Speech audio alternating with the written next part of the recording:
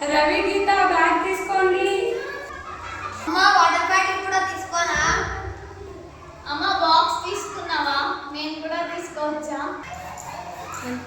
Dodagatta high స్కూల్లో చక్కని మంచినీళ్ళతో పాటు సన్నం బియ్యంతో పోషకాహారాలతో భోజనం ఉండగా మీకు దిగులు దండగా పిల్లలు చక్కగా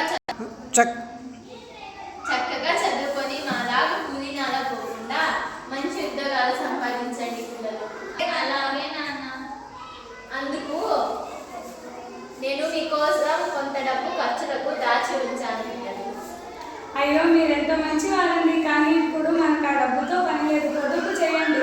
ప్రస్తుతం ప్రభుత్వమే మన పిల్లలకు సంవత్సరం తల్లికి వందనం మన పేరుతో మన పిల్లలకి చదువుల ఖర్చులను ఇస్తుంది. ఇప్పుడు వస్తూనే మన పిల్లలు ఏదో చక్కగా బాగా చదువుకుంటూ ఉన్నారు. అన్నా వదిన ఉన్నారా?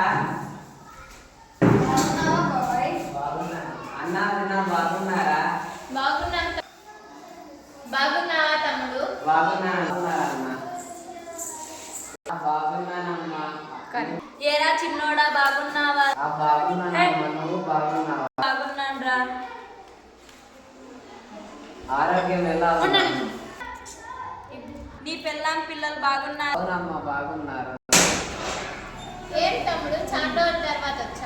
పిల్లలు ప్రైవేట్ బడిలో చదువుతున్నారు కదా, అందుకు డబ్బు అవసరం పడింది, అందుకు వచ్చాను. 1వ తారీఖు పిల్లల ఫీజు కట్టకపోతే పిల్లలను బడి నుంచి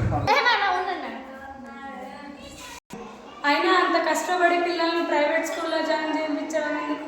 చక్కగా ప్రభుత్వ పాఠశాలలో జాయిన్ చేయించవచ్చు కదా.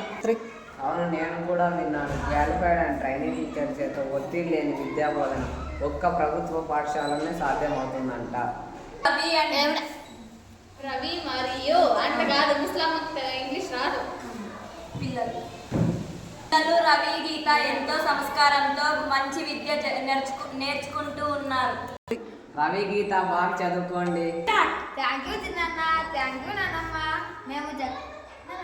మేము చక్కగా చదువుకోవడానికి కారణం మా హెడ్ మాస్టర్ మరియు మా టీచర్స్ మాకు బాగా చదువు చెబుతూ మా లక్ష్యంపై ఎలా గురి ఉంచాలో చెబుతుంటారు. మా టీచర్స్ కూడా మనలాంటి కుటుంబాల నుండే వచ్చారంట. అంతేకాకుండా వాళ్ళని చూసినప్పుడు ఎంతో నైపుణ్యంతో సహనంతో ఉండాలనిపిస్తుంది.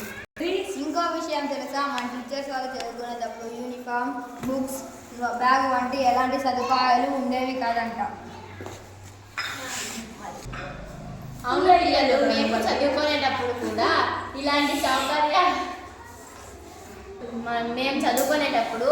ఇలాంటి సౌకర్యాలు ఏవి లేవు పిల్లలు. అందుకనే మా తల్లిదండ్రులకు అవగాహన లేక బడికి బదులు పనికి పంపించారు. మీరైనా బాగా చదువుకొని మంచి ఉద్యోగాలు సంపాదించండి పిల్లలు. అలాగే నాన్న, మేము ప్రభుత్వం అందించే అన్ని పథకాలని అందిపుచ్చుకొని ప్రభుత్వ ఉద్యోగం సాధించి ప్రభుత్వానికి మా వంతు సహకారాన్ని అందిస్తూ దేశ అభివృద్ధిలో పాల్గొంటాం. అలాగైతే నీ పిల్లలను కూడా ప్రభుత్వ పాఠశాలలో చేర్పిరా చిన్నోడా. అలాగేనమ్మా, ఈ రోజే నా పిల్లలను చేర్పిస్తాను. జై